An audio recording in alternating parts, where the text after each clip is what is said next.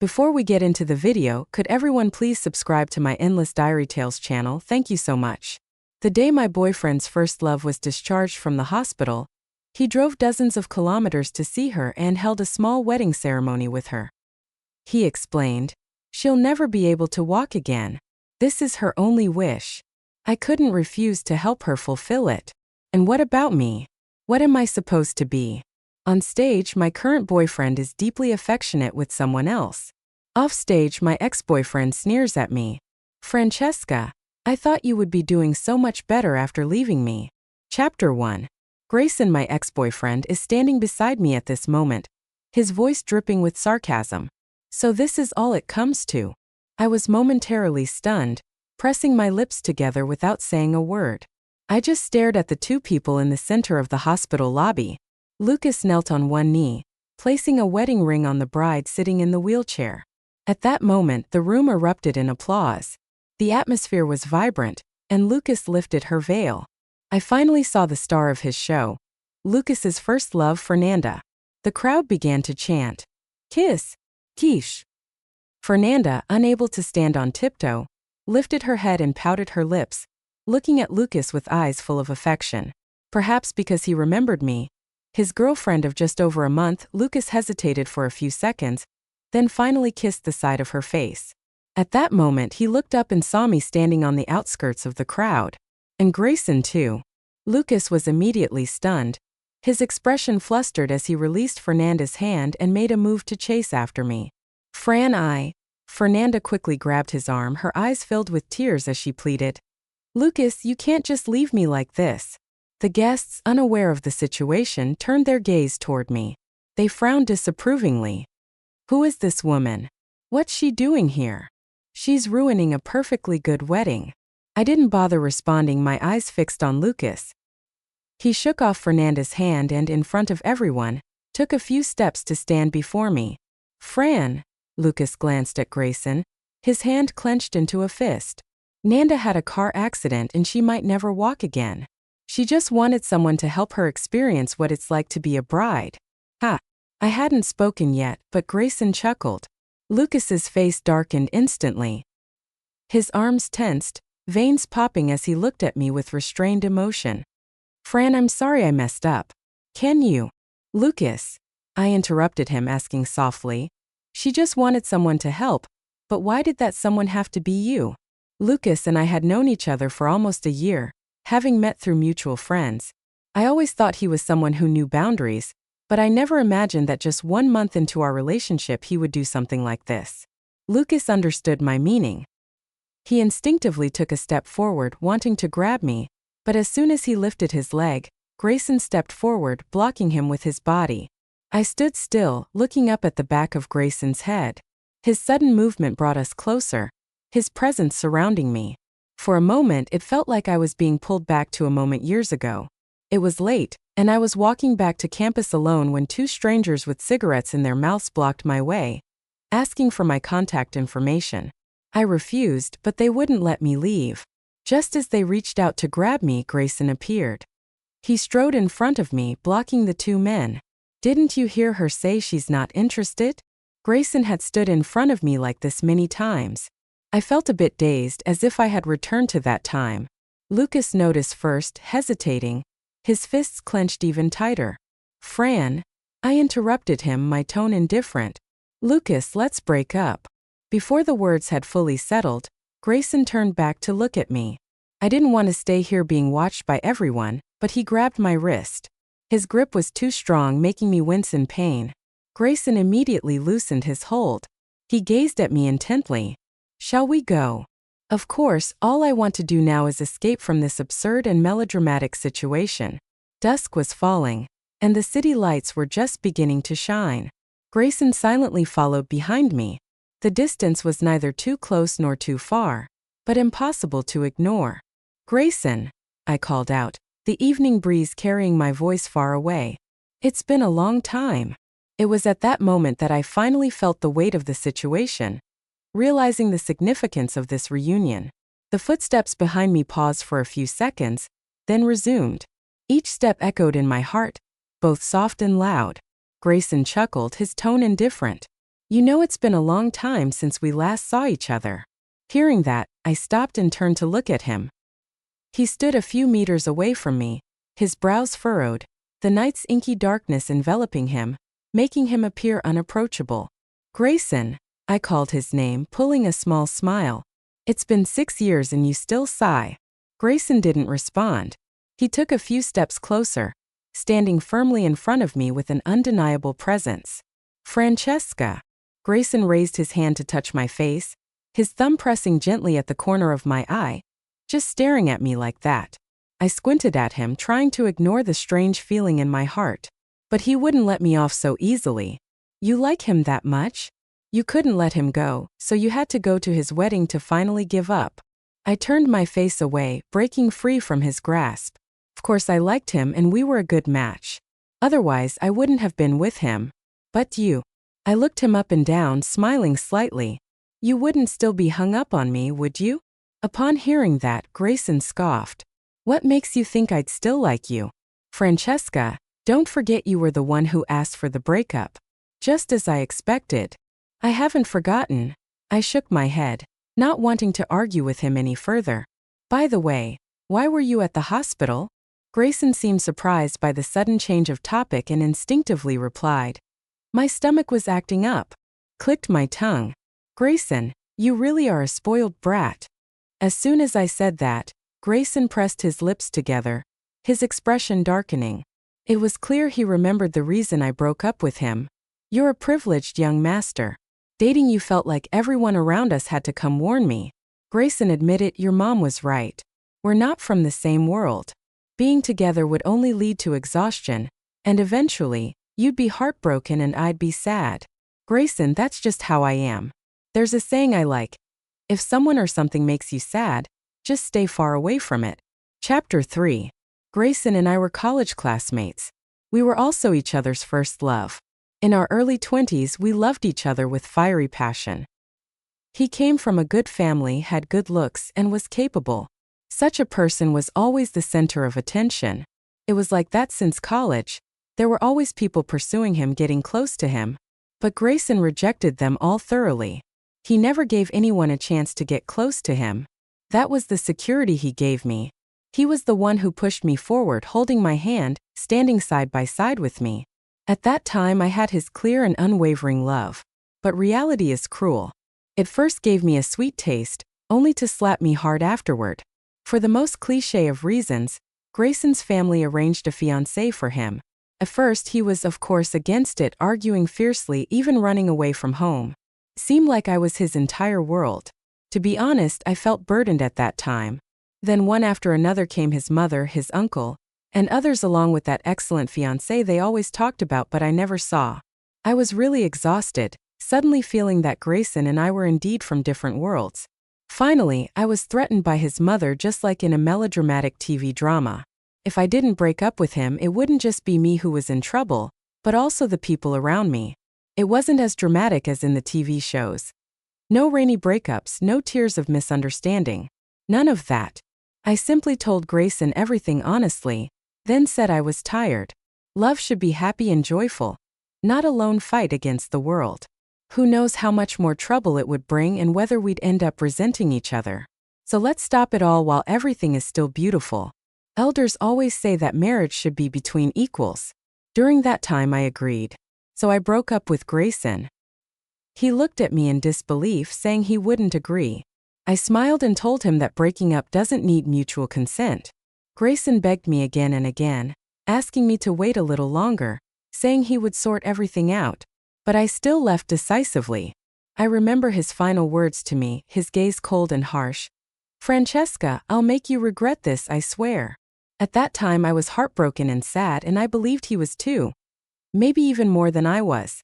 But eventually, time heals everything. I never thought that we'd have a reunion like this. Chapter 4. The sudden ring of my phone broke the silence between us. I glanced at the screen. It was a call from Lucas. Grayson's expression darkened further as he coldly mocked. "He still has the nerve to call you?" Ignoring him, I answered the call. Lucas's anxious voice came through, sharp and almost grating. "Fran, where did you go? Please listen to me." I didn't know she asked me to help her with this. I was just confused for a moment. That's why I agreed. Lucas. I interrupted him, glancing at Grayson, who was looking increasingly displeased. I was very clear when we agreed to try this relationship. We cannot betray each other. Even if it's just once, even if it was a moment of confusion, it's irreparable. Let's break up, Lucas. Fran, I don't agree. I smiled slightly. Breaking up doesn't need mutual consent. With that, I hung up and blocked Lucas's contact information. Grayson stood there the entire time like a guardian watching over me. After a long pause, he finally spoke. It's irreparable. I didn't sense anything unusual, assuming he was talking about Lucas. When someone makes a mistake, they have to face the consequences. Isn't that normal? Grayson fell silent. Only then did I realize something was off. I turned to look at him. His deep black eyes were locked onto me, intense and unwavering. Grayson's voice was cold. But I didn't make a mistake back then. It was some coward who decided to leave me. It was she who let go of me, saying she was tired and that she didn't love me anymore. As he spoke, Grayson leaned in closer, his gaze fixed on mine. Francesca, tell me, he asked, who was really at fault? Grayson must hate me. He was once the golden boy, but for me he humbled himself again and again. For someone like him, getting anything he wanted was easy. Yet with me he stumbled hard. Grayson, does it really matter? There was a brief silence before Grayson suddenly let out a soft laugh. He straightened up, but there was no trace of humor in his eyes. Well, it's been 6 years. It would be pointless to keep being so serious about it now. No sooner had he spoken than his phone rang. As soon as he saw the caller ID, the coldness around him dissipated, his expression softening. He took a few steps away from me before answering the call, and I could only vaguely hear a woman's voice on the other end. Okay, wait for me there. I'll be right over. Grayson didn't talk for long. He quickly hung up. For some reason, memories buried deep in my mind, ones I thought had long faded, suddenly became clear again. Grayson loved filming. When we were together, he would constantly record with his camera. While eating, sleeping, shopping, traveling, he tirelessly documented every moment that was ours. He once proudly handed the camera to me, saying that if I ever missed him, I could watch the videos. I stubbornly said that day would never come, but after we broke up, I found myself watching those videos over and over again. His expressions in those videos once belonged only to me, but now, watching him instinctively avoid my gaze, offering his gentleness to someone else, it hit me. No one stays in the same place forever. Not every reunion can repair what's been broken. At least not for us. Perhaps the golden boy who had never been rejected, seeing me, his hateful first love who once abandoned him, must still feel a sense of resentment. Chapter 5. After that reunion, Grayson and I didn't see each other for a long time. The connection between people can be deep or shallow, depending on how fate plays its hand. When I saw Grayson in the conference room that day, I thought to myself, fate's mood today is hard to assess. As soon as I took my seat, the conference room door was violently flung open. I looked up to see Lucas, whom I hadn't seen in a while. He didn't look well. His face was pale, his shirt was wrinkled, his chin was shadowed with stubble, and dark circles under his eyes indicated he hadn't rested well for a long time. Lucas stared at me, his eyes reflecting a light I couldn't quite decipher. A sense of foreboding settled in my chest. I quickly motioned to my assistant, but I was a step too late. Lucas walked briskly towards me, his voice filled with sorrow. Fran, what did I do wrong that you had to break up with me? We've known each other for over a year. Don't you know what kind of person I am? What happened that day was just a misunderstanding. Faced with Lucas's complete disregard for the situation, I suddenly realized I had no idea what kind of person he really was. Lucas was introduced to me by my mother. My mother was getting on in years, and seeing that I was nearing 30 without a boyfriend, she started to worry about my marriage prospects. I complied with her wishes and agreed to meet him. When I first met Lucas, he brought a bouquet of flowers. His shirt was buttoned meticulously to the top, and he gave off a pleasant, warm impression. But years earlier, I had already encountered someone far more dazzling. Faced with such an excellent prospect, I didn't even feel the urge to give it a try. During that meal, I made my lack of interest quite clear, but Lucas didn't retreat. He said he wanted to wait, that maybe one day I'd feel something for him. And so he waited for over a year. He was generous, considerate, gentle, and reliable. Sometimes I thought being with him wouldn't be so bad. But I never felt the impulse to go all in. Except for that one time a month ago. My mother had a relapse of an old illness while I was on a business trip and couldn't rush back in time. Lucas drove to my house in the middle of the night and took her to the hospital just in time, preventing a worse outcome. That night, he stayed by the operating room without sleep, sending me constant messages to reassure me. Falling in love is hard, but feeling at ease in a moment is easy. I remember clearly when I arrived at the hospital early the next morning and agreed to give us a try. Lucas was stunned for a few seconds before nodding in agreement. The way he looked at me then was full of affection. But I haven't forgotten how he knelt on one knee to put a ring on his first love's finger. The human heart is the hardest thing to predict. Whether it was a moment of confusion or a willing act, only he knows. Just like now, whether he genuinely regrets and wants to make up, or if he's using others to pressure me, or if he simply wants to sabotage my work, only he knows. There was a burst of laughter. A few sparse claps echoed in the conference room. I turned to see Grayson, his face full of mockery. Lucas's face visibly darkened. Before he could react, Grayson spoke first. "Mr. Chi, your words are quite interesting. I was there that day and saw you kneeling on one knee proposing to someone else. And now you say it was just a moment of confusion." Grayson smiled coldly. "You must have been very confused to say something so shameless." Lucas's face turned red. "What did you say, Lucas?" I cut him off sharply. "We're all adults. We could have handled this with dignity, but you insisted on making it ugly. You want to know why I had to break up with you? I can tell you clearly, because I find it disgusting. My boyfriend proposing to his first love in front of me. That scene makes me sick every time I think of it." Lucas looked stunned. After a few seconds, he suddenly turned his fierce gaze to Grayson. "And what about you? Don't think I don't know about those videos on your computer. They all have her in them." I suddenly found it amusing. Amusing that I once genuinely believed we could be partners, that we could rely on each other. Seeing me smile, Lucas started frantically trying to explain. "I didn't go through your computer. I just accidentally saw the videos when you were playing them." "Accidentally?" I shook my head. "If I let you see them, how could it have been accidental? I'll say this once. I have no regrets about being with you. But I'm breaking up with you because you made a fundamental mistake. I can't pretend nothing happened." Lucas fell silent. I waved my hand, signaling my assistant to escort him out. The farce finally ended. Looking up, I saw Grayson staring at me intently. I ignored him. After quickly wrapping up the meeting, I headed straight to the restroom. My heart was pounding, not with excitement, but with anger at the chaotic situation.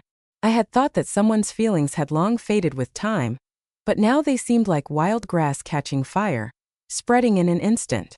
It forced me to recall what those feelings were like when they first appeared. Back then, I had just entered university, full of stubborn energy. The various department heads in the student council were happy to order me around, today moving this, tomorrow lifting that. I didn't really mind, but Grayson started to feel sorry for me, especially once when I fell down some stairs, scraping my arms and legs on the gravel, leaving them covered in bruises and blood. I bought some iodine to disinfect them myself. After quickly patching myself up, I went back to moving things for the event. I didn't think it was a big deal. But Grayson wasn't happy when he saw it, though he was helpless against my nonchalance. He squatted in front of me, frowning as he reapplied the medicine. He carefully instructed me. "You're a girl. You don't need to be so tough. If it hurts, just say so. Who wouldn't help you?" He looked up at me, his eyes reflecting all of me. "You can show weakness, at least with me. Understand?" There were so many voices and sounds of people passing by, but all I could hear was the deafening beat of my heart. Now I looked at myself in the mirror, calmly fixing my hair and makeup. Chapter 6. After leaving the restroom, I turned to see Grayson leaning against the wall. Hearing the sound of my steps, he looked up at me, his face showing no emotion. For a moment I was at a loss for words, thinking he was about to mock me again. "Grayson, Before I could finish, Grayson straightened up and in 2 strides was in front of me. He stretched out his long arms and pulled me into a tight embrace. Francesca. His slightly higher body temperature enveloped me, and suddenly I remembered. When I had asked Grayson for a breakup years ago, he didn't agree. But he didn't know what to do, so he could only pull me into his arms and hold me tightly, as if that could keep me from leaving. I had pushed against his waist with all my strength, saying all sorts of harsh things, but tears kept falling, soaking his shoulder. Since that hug, the distance between us had remained awkwardly stuck at about a meter apart. What was he going to say? I didn't know. After calling my name, Grayson fell silent. For a moment, the only sound in the hallway was the beating of our hearts. What was happening? I quickly pushed him away. Grayson, are you still? A sudden urgent ringtone cut me off. Grayson stared at me for a long moment before pulling out his phone. I caught a glimpse of the caller ID. It was the same girl from that night. I felt a bit helpless. I turned my back to Grayson. You should answer your call first. But Grayson didn't do as I suggested. Ignoring the still ringing phone, he grabbed my wrist, forcing me to turn around and face him. Francesca, what were you about to say? I shook my head, trying to pull my hand away. Grayson wouldn't let go. He kept his eyes locked on me. As the ringtone finally ceased, he asked softly, Sophia, what were you going to ask me? That Sophia felt truly out of place. I wanted to ask him if he still liked me. I wanted to ask him if he knew what he was doing. I also wanted to tell him that everything had long since ended. But the ringtone started up again, and all the words stuck in my throat, unable to come out. Grayson seemed to understand, but I think he misunderstood what I meant. He kept one hand firmly holding me, preventing me from leaving, and used the other to answer the call, switching it to speaker mode. Say what you need to say. If it's nothing important, don't bother me. Wait, bro, why are you snapping at me? I was just calling to tell you that the thing you asked me to take care of a few days ago has been resolved. Before the person on the other end could finish speaking, Grayson interrupted. Did you hear that? This is my sister. Grayson looked at me, his grip unconsciously tightening, but his tone was almost coaxing. So Sophia, what were you going to say to me? Grayson. I looked down at his hand and pulled it away forcefully. How come I didn't know you had a sister? And besides, what does that have to do with me? Sis-in-law, don't misunderstand. I really am Grayson's cousin. Please don't let this cause a misunderstanding, or else my big bro will definitely get back at me. Grayson cut off the call. He looked at me, his eyes deepening. How could it not be related? I have other brothers and sisters too. If you want to know, I'll tell you everything. Would that be all right? Chapter 7. Grayson's call came in just as I was about to fall asleep, already dressed in my pajamas. Over and over, I thought I should clarify things once more, make everything completely clear. Just as the ringtone was about to end, I answered the call. But it wasn't Grayson's voice on the other end. Hello, sorry to bother you so late. But your husband fell asleep at our bar after drinking too much. Could you come pick him up? My husband? Yes, your husband's top contact is you. The name he saved you under is quite interesting, something like Eternal Love. That night in the hallway, Grayson had stared at me unmoving, with a look of struggle and sorrow in his eyes. He asked me, would that be all right? I refused him. Grayson was stunned, and he left in a hurry that night. Before he left, he looked at me, his eyes full of disappointment and frustration. At the time, I didn't understand. I thought he was just angry with me. It wasn't until now, standing at the bar just a step away from his booth, that I understood. He was angry because he thought I'd moved on. She really likes that Lucas. What's so good about him? She's with him, but she still has someone else in her heart. If I hadn't tipped her off, she'd still be fooled. Grayson's voice was slurred, but I could still piece together what had happened. That day, Lucas had told me he was on a business trip, and I hadn't suspected anything. Then someone added me as a friend and sent me photos of him and Fernanda together at various places, which prompted me to follow them. The person sitting next to Grayson chimed in. I'm just saying, if she's fallen for someone else, maybe it's time for you to move on too. What are you really that hung up on her? Grayson didn't respond. He lifted his glass and took a deep gulp. Then he reached out, draping his arm over the person's shoulder. With his other hand, he raised a finger to his lips, signaling for silence. I heard his voice, drunk yet clear. Don't talk about her. You're not allowed to say bad things about her. Grayson lowered his head, heavily slumping over the table, his voice soft. I can't help it. I've only ever liked her since so many years ago. I just regret not being braver back then, not being more determined. Would everything have been different? I couldn't give her a sense of security. I was useless. I was completely frozen in place. Even though I only needed to take one more step to reach him, my legs felt like they were filled with lead, unable to move forward.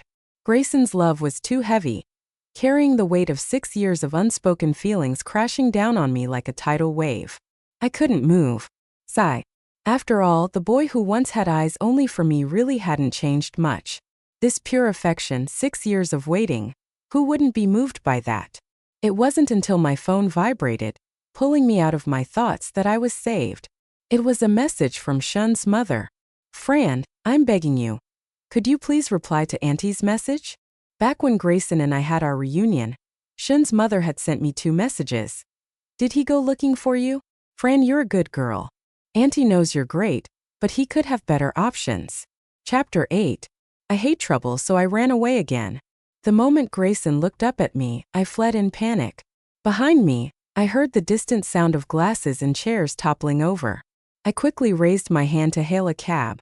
It wasn't until I was seated in the car that I dared to look back. Grayson stood dejectedly on the sidewalk, staring blankly as I drove away from him.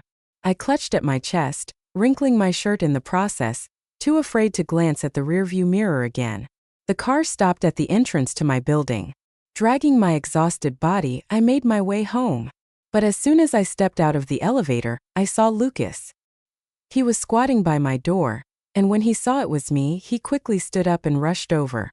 I was caught off guard as he wrapped his arms around me tightly. His grip was so strong that I couldn't help but frown. Lucas, let go of me. Fran, I was wrong. Please don't break up with me. Okay, I really know I was wrong. I've already sorted things out with her. I promise it won't happen again. Lucas held me tightly, refusing to let me go. His voice trembling, almost incoherent. It was all my fault before. I don't even know what came over me. It was like I was possessed. I knew how hard I worked to win you over, but I still let myself make that mistake. I let out a small laugh, unclear if it was mocking or something else. Lucas's grip tightened even more. I frowned and placed my hands on his shoulders, trying to push him away. Lucas, our relationship. I thought you knew that it was because you were suitable. Lucas's body suddenly stiffened. He held me, clearly at a loss. Fran, what? What do you mean? I'm sorry, Lucas, but I never loved you from the beginning. Stop. Lucas interrupted me roughly, tightening his grip as if he wanted to merge me into his very being. Stop talking, Fran, please stop. I obliged, saying nothing more. For a moment, the only sound in the hallway was our breathing. It seemed almost peaceful, until Grayson arrived, and the scene hit him like a knife. He swung a fist at Lucas's face. Lucas had no choice but to loosen his grip. Grayson took advantage of his momentary weakness and pulled me to his side, his gaze deadly as he stared at Lucas. Lucas reached out to grab me again. Instinctively, I pulled away. His hand froze midair for a few seconds before he slowly withdrew it. He seemed to realize something, letting out a self-deprecating laugh. I get it now. With those words, Lucas turned and walked towards the elevator. In an instant, the elevator doors closed and he was gone. Finally, Grayson's attention turned to me. He reached into my bag, took out my keys, and unlocked the door, pulling me inside and pinning me against the wall. His movements were hasty and rough, yet he didn't forget to cushion my head and back with his hands. Grayson, you really like him that much? You'd let him do anything to you? Grayson shouted at me. His face was flushed, his eyes gleaming with a strange light. Whether from alcohol or tears, I couldn't tell. I lifted my hand to wipe away whatever it was, but he grabbed my wrist. What are you going to push me away again? He can hold you, but I can't? Francesca, answer me. Besides holding you, what else did you let him do? Before I could say anything, Grayson grabbed my chin forcefully. The pressure was so intense that I winced. But he didn't ease up. Francesca. Grayson looked at me. His eyes filled with despair and hurt before finally forcing out the words. "Why won't you answer?" For a moment, I didn't know what to say. Memories from 6 years ago played in my mind. The pure bright-eyed boy he used to be. Now standing before me as a mature tall man, but still with eyes only for me. I fell silent, but Grayson seemed to understand, letting out a bitter laugh. "I'm still not enough, am I?" Then he slammed the door and left. After the deafening noise, only dead silence remained. The room was so quiet that I could hear the neighbors chatting in their apartment, and I felt a wave of sadness. For him. I stood there for a long time and then, unable to bear it, I opened the door to see him one more time. But the hallway was empty. He won't come back this time, I thought. Maybe that's for the best. A fresh start. I leaned against the door and slowly sank to the floor, burying my head in my arms. It wasn't just him I felt sad for. Francesca. Suddenly I heard my name. I froze. "Franny, look up." The only people who call me Franny are my mom and Grayson. I slowly lifted my head. Standing before me was Grayson, who had returned. His eyes were red, a mix of helplessness and tenderness. He held out his hand to me. With trembling hands, I took his and stood up. "Grayson." "Franny." Grayson looked at me, his eyes shining with a certain determination. "I don't care about anything else. I just want to ask you one thing. Do you really not have any feelings for me anymore? Not even a little?" My eyes suddenly stung with tears. How could I not be moved by such unwavering determination? After a moment, I closed my eyes and squeezed his hand back. Grayson leaned in closer, resting his forehead against mine. He whispered, "All I want is for you to like me, even just a little." The rational part of my mind snapped completely. Everything blurred. I didn't say anything. Instead, I lifted my head and kissed him. Grayson was momentarily stunned, but he quickly took control, prying my lips open, forceful and unyielding. His breath was hot and intense. I felt like my reason evaporated along with his kiss. When Grayson's sweat dripped onto my neck, I closed my eyes and held him tightly. The man he is now and the boy he was 6 years ago. Chapter 9. I had a good night's sleep. When I opened my eyes again, the room was dim. Only a few rays of light leaked in through the gaps in the curtains. Grayson was sitting in those beams of light, looking at me with a gentle expression. "Grayson." I reached out and hooked my fingers around his. Grayson's expression shifted slightly as he grasped my hand more firmly. Our palms pressed together, and then a shadow fell over me. It was followed by Grayson's lips. He cupped my face with one hand, his fingers threading through my hair as he kissed me intensely. I whimpered softly, wrapping my arms around his neck to respond to his kiss. For a long time, my lips and mouth were completely enveloped in his scent. He finally let go of me, his nose brushing against mine. A cool sensation spread across my fingers. I looked down. At some point, Grayson had slipped a silver ring onto my finger. I looked up at him. His voice was hoarse as he whispered, "Francesca, I want to hold on to you." I clasped his hand, interlocking our fingers, but I didn't say anything. After that day, Grayson and I got back together. When my mom found out, she didn't say anything. But suddenly, her eyes turned red. I took her calloused hand and held it in mine, telling her that I would protect myself and wouldn't let myself get hurt. Grayson's mother came to see me in a rush after I got off work. She was usually a poised, composed, and impeccably dressed woman. But now, her hair was disheveled and she was visibly agitated. I sent Grayson a message asking him to come pick me up later. After receiving his reply, I turned off my phone. I walked toward Mrs. Shun. "You finally came to see me." Mrs. Shun's gaze fell on me, full of obvious disapproval. "If I didn't come, would I just let you make a mess of things?" Hearing that, I slowly stirred my coffee. "What counts as making a mess, Auntie? I don't remember owing you anything." Mrs. Shun shot me a sharp look, her jaw clenched. "Francesca, I thought you were a sensible girl. Have you forgotten the promise you made to me back then? Why are you still insisting on dragging my Gray down with you?" "Dragging him down?" I curled my lips into a faint smile. "Don't joke, Auntie. I broke up with him back then, and it wasn't because of anything you did." Mrs. Shun fell silent, her expression shifting immediately. "Don't try to play games with me. I've said it before. You're not the best choice for Gray. Mrs. Shin frowned, using her usual lecturing tone. Fran, I'm thinking of what's best for both of you. You're young and don't understand that marriage isn't just about love. How many marriages in this world actually last with love intact? You can call me selfish, you can say I'm breaking you up, but everything I do comes from a mother's heart. You love him. Don't you want him to have the best future possible? A suitable match is something that can't be ignored, no matter where you are. Her sharp words pierced my ears, and I found myself thinking that this was really troublesome. But Mom, have you ever thought that maybe Franny and I could also have a great future together? I made a mistake once and I won't let it happen again. At some point, Grayson had appeared beside me. He stood quietly in front of me, shielding me from all of Mrs. Shun's accusations and disapproval. Mrs. Shun was stunned, her chest heaving as her face turned pale with anger. Fine. My son has grown up. He doesn't listen to me anymore. Grayson remained calm, holding my hand in front of his mother, speaking casually. I'll listen to what I should, but for the rest, I hope you'll say things I want to hear. After seeing Mrs. Shin off, Grayson drove me home. The car came to a smooth stop outside my building. Just as I unbuckled my seatbelt to get out, Grayson suddenly reached out and grabbed me. Francesca, what is it? He rolled up the windows. The dim light inside the car illuminated the strands of hair on his head, and Grayson looked at me, his Adam's apple bobbing slightly.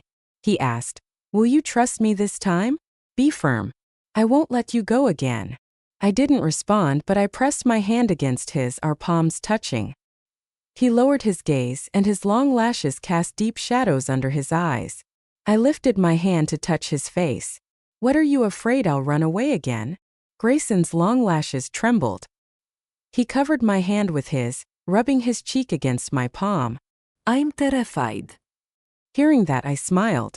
But looking at the cautious man before me, his eyes filled with nothing but me. All right. I curled my fingers and gently scratched his palm, smiling as I said, I agree. Chapter 10 Grayson's Perspective. Grayson thought to himself that he was truly a terrible person. He was insanely jealous of Lucas. He scrutinized Lucas's every move with a magnifying glass. When he accidentally discovered that Lucas was involved with another woman, Grayson's first reaction was delight, followed immediately by anger. How could Lucas betray her? How could he let her down? Grayson was furious. He conspired with his cousin to set a trap, using crude and obvious tactics to lure her in. He wanted her to stand there and witness Lucas's true nature, then he would casually make his appearance. He had rehearsed it in his mind countless times, convinced that he could once again stand by her side. He didn't want to be angry with her, but she looked so hurt. Grayson pressed his lips together, afraid to think about whether she really liked that man. Grayson felt like he was going mad with jealousy. During the 6 years he was gone, she lived well and there was someone else by her side. Why? Why was he the only one who stayed in the same place? He was angry at himself. Angry for being so weak 6 years ago. Angry that it took him so long to prepare. 6 years. People often say that youthful feelings fade with time. But not for Grayson. He had rehearsed it over and over. These 6 years of preparation were to clear away every obstacle. All for a single chance to return to her side. Over 2,000 days and nights, he was terrified of being a step too late. Grayson had known for a long time that he was in too deep. It was clear to him from many years ago. From the very first time they met, he knew. It was a day with the sun high in the sky. The members of the school's roller skating club were practicing in the square. As Grayson passed by, he watched for a moment just in time to see a girl fall to the ground with a thud. By coincidence, she fell just a step away from him. Grayson was startled. He hurried forward to help her up, but the girl waved him off with a smile and said, "Sorry about that, I didn't mean to scare you." Grayson was momentarily stunned. As he processed what she had said, she had already pushed herself up off the ground. The way she did it was so practiced that it shocked Grayson. And then he felt a pang of heartache. Grayson had always been someone who followed his feelings. He instantly recognized what he was feeling. Even back then, he liked her. He liked her brightness, her resilience, the way she smiled at him in that moment. Grayson thought, it's okay. If she runs, he'll just keep chasing. All he's ever wanted from beginning to end was her. The fortunate thing was he caught her.